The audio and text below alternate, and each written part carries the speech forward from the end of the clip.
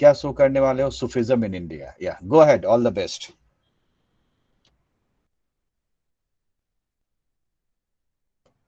गो ahead Gunjan.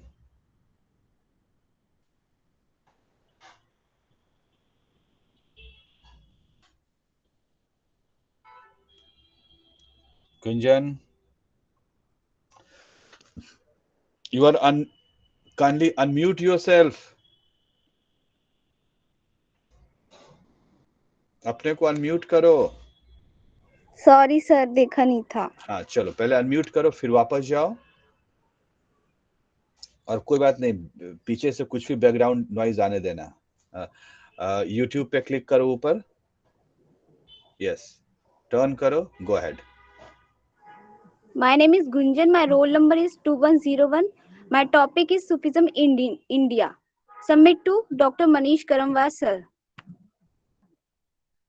पहले हम इसमें प्राइमरी सोर्सेज के बारे में पढ़ेंगे। निजामी की खैरुल मंजिलिस और निजामी के एच तारिके मसालक एच चिश्ती। सेकेंडरी सोर्सेज में हम पढ़ेंगे सतीश चंद्र द्वारा लिखित मध्यकालीन भारत का इतिहास और हरिश्चंद्र द्वारा लिखित मध्यकालीन भारत का इतिहास, सानी एच पनाहवरी द्वारा लिखित पुस्तक भारत का इतिहास। और कंटेम्प्रेरी सोर्सेज में हम देखेंगे अखिल रजीउद्दीन 2010 में lovers of God, Sufism and the politics of Islam in medieval India. संवा प्रकाशन 2014, सूफिज्म रहस्यवादी के लिए एक परिचय, इस्लाम परंपरा। अब हम इसमें ऑब्जेक्टिव देखेंगे, इसके उद्देश्य क्या है पढ़ने के। सूफी मत की विशेषताओं का उल्लेख करेंगे हम इसमें। इस्लामिक देशों में सूफीवाद का विकास कैसे हुआ, दिल्ली सल्तनत के दौरान भारत में सूफी मत का विकास कैसे हुआ, इसके बारे में हम पढ़ेंगे। और भारत में चिश्ती सिलसिले की लोकप्रियता के कारण भी देखेंगे इसमें। इससे इम्पोर्टेंट क्वेश्चन ये है कि सूफी मत की विशेषताएं क्या थी और सूफी शब्दावली में पीर और मुरीद की अवधारणा क्या थी। सूफी सिलसिले से आप क्या समझते हैं। सूफीज्म से रिलेटेड कुछ वर्ड्स के बारे में हम देखेंगे। वेशरा, जो इस्लामिक कानून को फॉलो नहीं करते थे। दरगाह, ये सूफी कब्र होती थी, इनकी मृत्यु के बाद ये इनका पूजा स्थल माना जाता था। खानका, सूफी संतों के रहने का स्थान होता था। कलंदर, घुमक्कड़ लोगों को कहा जाता था। समा, संगीत और समारोह को कहा जाता था।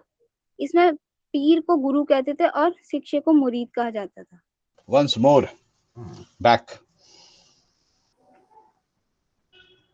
अच्छा चलिए, हाँ बस। बेशरा, यस, बेशरा जो इस्लामिक कानून को नहीं मानने वाले। दरगाह, खानकाह, कलंदर, शमा, पीर और मुरीद। तो जो रिलेशनशिप होता था वो क्या था? पीर और मुरीद का ही रिलेशनशिप होता था। Yes, go ahead. सर, पहले हम सूफी मत का उदय कहाँ से हुआ। सूफी मत का उदय इस्लामिक देशों के भीतर हुआ था और इसकी शुरुआत ईरान से हुई थी। सूफी शब्द अरबी शब्द सफा शब्द से बना है, जिसका अर्थ होता है पवित्र। सूफी सिलसिला का आधार कुरान और इस्लाम था और यह एक रहस्यवादी दर्शन माना गया। जो सूफी संत थे उन्होंने रहस्यवाद के माध्यम से ईश्वर और व्यक्ति के बीच में सीधा संपर्क स्थापित करने की बात कही थी। इसमें सूफी संतों ने लौकिक प्रेम के माध्यम से अलौकिक प्रेम की प्राप्ति पे बल दिया। इन्होंने कहा कि हम रुक जाइए, ये बहुत टफ है। सूफिज्म ठीक है, ईरान से हुआ था, कंट्रोवर्सी है। जैसे सूफी सिलसिला का आपने बोला आधार इस्लाम और कुरान है। सो यहाँ पे डिबेट भी है। हाँ, लेकिन चलिए हम लोग कुछ according to some historians, according to some ideas, कुछ लोग नहीं मानते हैं, लेकिन एक्चुअली सूफी क्या है? सूफी जो एक तरह का relationship between the God and the human being without any interruption. जो सूफी होता है ना, कि ईश्वर, आत्मा और परमात्मा के बीच में, हाँ, एक मिनट, गिव मी 30 सेकेंड्स। आत्मा और परमात्मा के बीच में विदाउट इंटरप्शन, और वो इंटरप्शन किसी का नहीं होना चाहिए, वो रिलेशनशिप होता था। और इसी को डिफाइन किया, इसी को how we achieve that goal, between our soul and the this world and the other world, through some medium. And what was the medium? And if suppose that right now we are following that medium, so somehow music, somehow dance. And though you are supposed to exclaim that in the Islam dance and music was banned, हाँ, तो ये यानी कि इसका मतलब है कि आधार इसका इस्लाम नहीं हो सकता है। इस्लाम से कुछ परंपराएं ली गई, लेकिन जो सूफी हैं वो घुमक्कर होते थे। They roam around here and there through the music, through the art, through the different style of dance. They want to reach towards the God, अल्लाह तक पहुंचने का तरीका उनका ये था, और जो कि इस्लाम के अगेंस्ट था अगर इस्लाम की बात करें। That's why you saw the conflict between the Sufis and the strong ruler. आप लोग हरदम ने आपने देखा होगा कि सूफी और स्ट्रॉन्ग रूलर के बीच में कहीं ना कहीं प्रॉब्लम आती थी। तो ये आपको इनिशियली समझना है सूफीज्म को लेके। Yes, go ahead. Yes sir, उन्होंने ना इस्लाम के अंदर जो अच्छी बातें थी उनको लिया था। Yes yes yes. सूफी मत की विशेषताएं क्या थी? जो सूफी संत थे वो ईश्वर को मतलब ईश्वर को एक मानते थे। वो बोलते थे कि ईश्वर एक है और अल्लाह हर जगह है। वे ईश्वर को अपना प्रेमी मानते थे और उनको खुश करने के लिए नाच गाना, भक्ति, त्याग, उपासना करते थे। सूफी विचारधारा में गुरु को पीर और शिष्य को मुरीद कहा जाता था। इन दोनों के संबंध पे बल दिया जाता था और प्रत्येक पीर अपना उत्तराधिकारी मतलब बलि को चुनता था। सूफी मत में सिलसिले के नाम पे संस्थापक के नाम आधारित होते थे, जैसे चिश्ती सिलसिला और सोहरावर्दी सिलसिला, कादरिया सिलसिला। ये सब इनके संस्थापक के नामों के आधार पे इनके नाम होते थे। सूफी संतों का निवास स्थान खानका होता था। यहीं पर वे पीर मुरीद को शिक्षा देते थे। सूफी संप्रदाय दो भागों में बटा था, एक वासरा और एक वेशरा। वासरा जो इस्लाम को मानते थे और वेशरा जो इस्लामिक कानून को नहीं मानते थे। ये लोग घुमक्कड़ होते। तो बेसिकली हम इनके बारे में नहीं पढ़ेंगे, हमें जो पढ़ना है वासरा के बारे में पढ़ेंगे। प्रारंभिक जो सूफी संत थे, तो 8वीं सदी में रविया थी जो पहली महिला सूफी संत थी जिन्होंने सूफी आंदोलन का प्रचार प्रसार किया था अरब में। और 10वीं सदी में मंसूब अल हजात पहला सूफी संत था जिसने खुद को अनहलक कहा, अर्थात मैं ही ईश्वर हूँ, और लोगों ने इसको ईश्वर मानने से मना कर दिया और इसको मृत्यु दंड दे दिया गया, इसको फांसी लगा दी गई। 12वीं सदी में अल गिजाली ने सूफी मत को इस्लामिक जगत में लाया और इन्होंने कहा कि अल्लाह के ज्ञान से हमारी आत्मा में प्रकाश होता है। और इन्होंने इस्लामिक रूढ़िवादी और उदारवादी तत्वों के बीच में संतुलन स्थापित किया था। मतलब जो उदारवादी यहाँ पर सूफी संतों को कहा गया है और इस्लामिक रूढ़िवादी ये कट्टरपंथी होते थे। इन्होंने कट्टरपंथी लोगों और सूफी संतों के बीच में संतुलन स्थापित किया था, मतलब उन दोनों के संबंध पे बल दिया था। इब्न ए अरबी प्रथम सूफी संत थे जिसने वहदत उत वजूद का सिद्धांत अपनाया, अर्थात इसका मतलब ईश्वर सर्वव्यापक है और सब में उसकी झलक होती है। इन्होंने कहा कि ईश्वर सबके अंदर होता है और उसकी एक ना एक झलक हर इंसान के अंदर होती है। इस तरह से ये सूफियों का एक उदारवादी सिद्धांत कहलाया। सूफियों का आगमन दिल्ली सल्तनत की स्थापना से पहले ही हो चुका था और 13वीं शताब्दी तक आते आते भारत में 14 सिलसिले विकसित हो चुके थे। भारत में सूफी मत का विकास। भारत में सूफियों का आगमन महमूद गजनवी के समय में 1001 में शुरू हो गया था। जो भारत में पहले सूफी संत आए थे वो शेख इस्माइल थे। ये लाहौर में आके बसे थे। इन्होंने अपना प्रचार प्रसार लाहौर में किया और इनके शिक्षक थे वो थे शेख अली बिन उस्मान अल हुजवरी। इनको दातागंज बख्श के नाम से भी जाना जाता है। ये लाहौर, इन्होंने ही भारत में सूफी संप्रदाय का प्रचार प्रसार किया था। और लाहौर एक जगह है जिसे पूजा स्थल कहा जाता है। और इन्होंने दातागंज बख्श ने सूफी साहित्य पे एक बुक लिखी थी, वो थी कस फूल महसूस। भारत में प्रमुख सूफी संप्रदाय, जो सबसे ज्यादा लोकप्रिय संप्रदाय था वो था चिश्ती संप्रदाय। इसके संस्थापक ख्वाजा अब्दुल अब्दाक चिश्ती थे और भारत में इसके संस्थापक ख्वाजा मुईनुद्दीन चिश्ती थे। इनका टाइम पीरियड 1141 से लेकर 1230 तक रहा। इनका जन्म अफगानिस्तान में हुआ था और मृत्यु अजमेर में। इनकी खानका भी अजमेर में ही स्थित है। इनके दो प्रमुख शिक्षक थे, वो थे शेख हमीदुद्दीन नागौरी और सेकंड कुतुबुद्दीन बख्तियार काकी। ये 1122 में मोहम्मद गौरी के साथ भारत आए थे। इनकी दरगाह अजमेर में स्थित और ख्वाजा साहब के नाम से प्रसिद्ध है। इनकी दरगाह की इतनी प्रसिद्धि थी कि अकबर ने इनकी दरगाह की 2 बार पैदल यात्रा की थी। अब इनकी शिक्षा के बारे में पढ़ेंगे हम। ख्वाजा कुतुबुद्दीन बख्तियार काकी, इनका टाइम पीरियड 1186 से लेके 1255 तक रहा और इनका जन्म फरगना में हुआ था और इनकी मृत्यु दिल्ली में ही हुई थी और इनका जो दरगाह है वो दिल्ली में है। इनके भी दो प्रमुख शिक्षक थे, वो थे शेख बहाउद्दीन गजनवी, शेख फरीद। शेख फरीद को बाबा फरीद के नाम से भी ज्यादा जाना जाता है। बाबा फरीद के कारण चिश्तिया सिलसिले की लोकप्रियता बाबा फरीद के कारण चिश्तिया संप्रदाय को बहुत अधिक लोकप्रियता मिली थी। इनकी रचनाओं को गुरु ग्रंथ साहिब में शामिल किया गया था। और शेख हमीदुद्दीन नागौरी का जन्म राजस्थान के नागौर जिले में हुआ था। इनको मुहिउद्दीन चिश्ती ने सुल्तान तारिक इनकी उपाधि दी थी। इसका मतलब होता है सन्यासियों का सुल्तान। बाबा फरीद का जन्म मुल्तान में हुआ था और इनकी मृत्यु पाकपाटन में। इन्होंने वृद्धावस्था में 3 विवाह किए थे, जिसमें से एक बलबन की पुत्री थी। बाबा फरीद के जो शिक्षक थे वो थे निजामुद्दीन औलिया। निजामुद्दीन औलिया का टाइम पीरियड 1236 से लेकर 1325 तक रहा और इनके जो प्रमुख शिक्षक थे वो थे अमीर खुसरो, बुरहानुद्दीन गरीब, नसरुद्दीन चिराग दहलवी। निजामुद्दीन औलिया एकमात्र ऐसे चिश्ती संत थे जिन्होंने विवाह नहीं किया था और बाकी जितने भी संत थे सब विवाहित थे। इन्होंने 7 सुल्तानों का काल देखा, लेकिन किंतु किसी भी राजा सुल्तान के दरबार में नहीं गए थे। ये अमीर और सुल्तानों से संबंध नहीं रखते थे और ना ही उनसे कोई उपाधि लेते थे। इनसे कई बार सुल्तान अलाउद्दीन खिलजी और जलाउद्दीन खिलजी ने मिलने का प्रयास किया, लेकिन ये नहीं मिले थे। जो गयासुद्दीन तुगलक था और शेख निजामुद्दीन औलिया के साथ उसके संबंध अच्छे नहीं थे और इसको डर था कि लोग जो निजामुद्दीन औलिया है उनकी लोकप्रियता दिन पे दिन बढ़ती जा रही है, इसलिए उन्होंने गयासुद्दीन तुगलक ने निजामुद्दीन औलिया को दिल्ली छोड़ने का आदेश दिया और उन्हें वहां दिल्ली छोड़ने के लिए एक लेटर भी भेजा। जब इसने ये वो लेटर तब भेजा था जब वो बंगाल अभियान पे था, तो निजामुद्दीन औलिया ने इसी लेटर का जवाब दिया था, दिल्ली अभी दूर है। और जो गयासुद्दीन तुगलक है उसकी रास्ते में ही मृत्यु हो गई।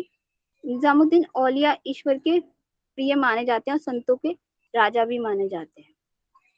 अमीर खुसरो औलिया का सबसे प्रिय शिष्य था, लेकिन उनकी मृत्यु के बाद ही उनकी 2 दिन बाद मृत्यु हो जाती है। इनके जो सेकंड शिक्षक थे वो थे शेख बुरहानुद्दीन गरीब। इनका खानका दौलता में था। इन्होंने दक्षिण भारत में चिश्ती संप्रदाय का प्रचार प्रसार किया। इनके साथ एक और संत थे, वो थे हमी रूमी। इनका भी खानका बीजापुर में था। जो इनके थर्ड वो थे शिक्षक वो थे नसरुद्दीन चिराग दहलवी। औलिया ने अपना बलि नियुक्त किया था इनको और ये चिश्ती संत के अंतिम महान संत कहलाए। और मोहम्मद बिन तुगलक की मृत्यु के बाद इन्होंने फिरोज शाह तुगलक को गद्दी पे बिठाया। नसरुद्दीन चिराग दहलवी के साथ फिरोज शाह तुगलक के संबंध काफी अच्छे थे। जो इनके बाद जो संत आए वो थे ख्वाजा सैयद मोहम्मद गैसुद्राज। इनके जो गुरु थे वो नसरुद्दीन चिराग दहलवी थे। बहमनी साम्राज्य की स्थापना के बाद कर्नाटक को इन्होंने गुलबर्गा को अपनी शिक्षा का केंद्र बनाया। मतलब वहीं पर उन्होंने अपने मत का प्रसार किया था। इनको एक उपनाम भी मिला था, वंदा नवाज। ये दुखियों के प्रति और गरीबों को प्रेम देते थे और उनके मानव अधिकारों की रक्षा भी करते थे। शेख सलीम चिश्ती इनका खानका फतेहपुर सिकरी में था। ये अकबर के समकालीन थे। ये चिश्ती संप्रदाय के अंतिम संत रहे। अब जो सेकंड संप्रदाय आया वो था सोहरावर्दी संप्रदाय। इसका मुख्यालय मुल्तान था और इसके संस्थापक शेख शिहाबुद्दीन सोहरावर्दी थे। चिश्ती संप्रदाय के बाद दूसरा ये लोकप्रिय संप्रदाय रहा। शेख बहाउद्दीन जकारिया ये उच्च शिक्षा हेतु मदीना व बगदाद गए थे। यहीं पर इनकी भेंट शिहाबुद्दीन सोहरावर्दी से हुई थी और ये इनके शिक्षक बन गए थे। जो शेख बहाउद्दीन जकारिया है उन्होंने मुल्तान को अपना केंद्र बनाया, लेकिन मुल्तान उस समय कुवाचा की राजधानी थी और जो शेख बहाउद्दीन जकारिया थे उनके कुवाचा के साथ संबंध अच्छे नहीं थे और इसलिए वो कुवाचा को वहां से हटाना चाहते थे। तो कुवाचा को हटाने के लिए उन्होंने इल्तुतमिश को बुलाया कि वो कुवाचा को यहाँ से हटाएं ताकि वो मुल्तान को अपनी राजधानी के मुल्तान को अपने मुल्तान को अपने वो धर्म का प्रचार प्रसार करने का केंद्र बना सके। इल्तुतमिश के शेख बहाउद्दीन जकारिया के साथ संबंध अच्छे थे। ये जो सोहरावर्दी संप्रदाय के संत थे ये सुल्तानों से संबंध भी रखते थे और उनसे पदवी भी प्रदान करते थे। तो इल्तुतमिश ने इनको शेख उल इस्लाम की उपाधि दी थी, मतलब प्रधान काजी का पद दिया था। इस इनके कहने शेख बहाउद्दीन जकारिया के कहने पे इल्तुतमिश ने कुवाचा को वहां से हटा दिया और शेख बहाउद्दीन जकारिया ने मुल्तान को अपना केंद्र बना लिया। अब इनके बाद जो संत आए वो जलालुद्दीन जहानिया जहां अगस्त आए। इन्होंने 36 बार मक्का की यात्रा की थी। इनको भी शेख उल इस्लाम की उपाधि दी, लेकिन उन्हें फिरोज तुगलक ने दी थी। अब जो थर्ड संप्रदाय था वो था कादरिया संप्रदाय। इसके मुख्य संस्थापक थे अब्दुल कादिर जिलानी और भारत में जो इसके संस्थापक थे वो थे सैयद मखदूम जिलानी। इस संप्रदाय के लोग गाने बजाने के बिल्कुल विरोधी थे, मतलब ये उन दोनों से अपोजिट थे। दारा सिकोह इसी संप्रदाय का फॉलोवर था और जो सिकंदर लोधी मखदूम जिलानी का शिष्य था। अब्दुल कादिर जिलानी के बाद जो संत आए वो शेख हमीदगंज बख्श आए और इनके पुत्र शेख मूसा अकबर के समकालीन थे। अकबर ने इनको 5000 मनसब का पद प्रदान किया था। जो शेख मूसा के बाद जो संत आए वो शेख मीर आए। इनका शासन ये जहांगीर के समकालीन थे और इनकी मृत्यु 1635 में हुई और इनकी मृत्यु के बाद मुल्ला शाह बदख्शी संत बने और इनके दो फॉलोवर से दारा सिकोह और जहां आरा बेगम। इन्होंने इनसे ही शिक्षा प्रदान ली और जहां आरा बेगम ने मुल्ला शाह बदख्शी के ऊपर जीवन वृत्तांत भी लिखा और जो दारा सिकोह था उसने मियां मीर के ऊपर जीवन कथा लिखी थी।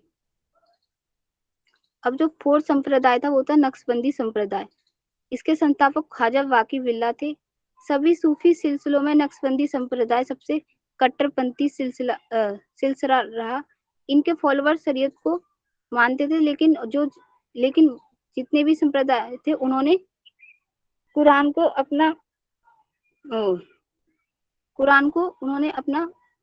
वो माना, बेस माना। ये संगीत के विरोधी थे और ये भी संगीत के विरोधी थे। ख्वाजा ख्वाद महमूद इस शाखा के प्रमुख संत रहे और इन्होंने कश्मीर को अपना केंद्र बनाया धर्म का प्रसार करने के लिए। ख्वाजा वाकी बिल्ला बेरंग ये 17वीं सदी में काबुल से भारत आए। इन्होंने पैगंबर मोहम्मद के साहब के उपदेशों पर चलने का बल दिया। अब चिश्ती संप्रदाय की लोकप्रियता के कारण क्या थे? जो चिश्ती संप्रदाय था उसकी प्रथाएं भारत की प्रथाओं से मिलती जुलती थी, जैसे ब्रह्मचारी सन्यासी जीवन व्यतीत करना, गुरुओं के समक्ष दंडवत प्रणाम करना, भक्ति संगीत आयोजन करना। ये सब प्रथाएं सूफी संप्रदाय की प्रथाओं से मिलती जुलती थी, इसलिए ये भारत में चिश्ती संप्रदाय मतलब लोकप्रिय रहा। चिश्तियों ने भारत के गैर मुसलमानों के प्रति भी धार्मिकता का दृष्टिकोण अपनाया और अपने को भारतीय परंपरा में ढालने के लिए उन्होंने भारतीय फॉलोवर्स तक अपनी बात पहुंचाने के लिए चिश्तियों ने मुहावरे, रीति रिवाजों और अनुष्ठानों का पालन किया। मतलब उन्हीं चिश्ती खानकाहों में समाज के निचले वर्ग के सदस्यों को भी बड़ी संख्या में शामिल किया। इसमें सभी वर्ग के लोगों को शामिल किया गया था और इसमें कोई भी छोटा बड़ा नहीं होता था, सभी को समान नजर से देखा जाता था। चिश्ती संप्रदाय में सभी गुरुओं को उच्च महत्व दिया गया था और ये संत दरबार से दूर रहे और राज्य का संरक्षण लेने से भी इन्होंने मना कर दिया। इस्लाम की सरल मान्यताओं को इन्होंने अपनी शिक्षाओं में शामिल किया। इन सब कारणों से चिश्ती संप्रदाय लोकप्रिय रहा। अब चिश्ती सूफी खानकाह में भौतिक जीवन कैसा था, अब इनके बारे में पढ़ेंगे। खानकाह जो होती है वो समृद्ध होती थी, उन्हें सुल्तानों की सहायता मिलती थी और राज्यों के साथ सूफियों के संबंध भी होते थे। जैसे स्वरावर्दी और कादरिया संप्रदाय और नक्शबंदी संप्रदाय ये सब सुल्तानों से संबंध रखते थे, तो इनकी खानकाएं समृद्ध होती थी और इनके पास काफी धन होता था। ये धन को एकत्रित भी करते थे। ये खानकाहों में रहने वाले सभी लोगों को एक समान दृष्टि से देखा जाता था। खानकाहों में आने वाले धन को गरीबों में भी बांट दिया जाता था। चिश्ती खानकाह का दरवाजा समाज के प्रत्येक व्यक्ति के लिए खुला हुआ था और इसमें ज्यादातर कलंदर जोगी खानकाह में टिका करते थे। मतलब जो लोग घुमक्कड़ होते थे और जो नाच गाना करते थे वही यहाँ पे आके रुकते थे। खानकाह में अनेक तरीके से आर्थिक जीवन को जिया जाता था। जैसे कुछ खानकाह बंजर जमीन पर खेती करते थे, कुछ धार्मिक और गैर धार्मिक इमारतें बनवाते थे और बाग बगीचे लगवाते थे। सूफीवाद का प्रभाव क्या रहा धर्म प्रभाव पे? सूफी संतों के प्रयास से भारत में धार्मिक जो कट्टरपन था वो कम हुआ। मतलब जो धर्म को लेकर लड़ाइयां थी वो कम हुई और बड़ी संख्या में हिंदू सूफी संतों के फॉलोवर्स बन गए। मतलब पहले मुस्लिम ही थे इनके फॉलोवर्स, लेकिन बाद में हिंदू भी इनके फॉलोवर्स बन गए और उनकी मृत्यु के बाद बनी कब्रें मुसलमानों के साथ साथ हिंदुओं का भी पूजा केंद्र बन चुकी थी। ईश्वर की एकता में उनके विश्वास ने आपसी मतभेदों को दूर करने में मदद की। मतलब ईश्वर की एकता का जो मत था सूफी संतों का, उन्होंने हिंदू मुस्लिम में जो मतभेद थे उनको दूर किया। सामाजिक प्रभाव, समाज कल्याण पे उनके तनाव ने धर्मार्थ प्रगति के कार्यों की स्थापना की और जो अनाथालयों और महिला सेवा केंद्र खुलवाए। उन्होंने कई सारे अनाथ आश्रम खुलवाए और महिलाओं के लिए सेवा केंद्र भी खुलवाए। सूफी संतों के प्रयासों ने समानता को बढ़ावा दिया और जातिवाद की बुराइयों को कम करने में मदद मिली। उन्होंने पवित्रता और नैतिकता की भावना को प्रभावित करने में कोशिश की। Thank you sir. Okay, good. चलिए थोड़ा सा इसमें मैं कल भक्ति और सूफी पे इन दोनों टॉपिक पे हम लोग डिस्कस करेंगे कल, और इस पे देखेंगे। इसमें एक चीज़, ठीक है, आपने बताया सारा कुछ, इसमें रिलेशनशिप भी, पॉलिटिकल रिलेशनशिप भी आपने बताया, इट्स वेल एंड गुड। यहाँ पे एक चीज़ नया जो है वो एटन ने ही इसको कंट्रीब्यूट किया था, और वो कंट्रीब्यूशन है कि योग और सूफिज्म में क्या रिलेशनशिप है। योग, यस, योग और रिलेशनशिप में क्या है, तो कल हम इसके बारे में थोड़ी बहुत आइडिया लेंगे। और जो भक्ति मूवमेंट का है, आपने अच्छा बोला, सारा कुछ जो जितने भी आइडियाज़ थे आपने उसको प्रेजेंट किया, और ये टॉपिक भी और आप लोगों को मैटर भी है इसमें, भक्ति और सूफी मूवमेंट में। इसमें एक्चुअली एक नया तरह का आइडिया था जो प्रोपगेट हुआ इंडिया में, सूफिज्म, और उसका ओरिजिन इंडिया नहीं था। This is because they came, the Sufism came with some outer idea, that was not generated, or that was not generated in inside India। ये काफ़ी इंटरेस्टिंग चीज़ है, पहली इंटरेस्टिंग चीज़ है। उसके बाद हाउ दे डेलिनेट देमसेल्फ, और किस तरह से उन्होंने अपने को इंडिफरेंट किया पॉलिटिकल एफिलिएशन से।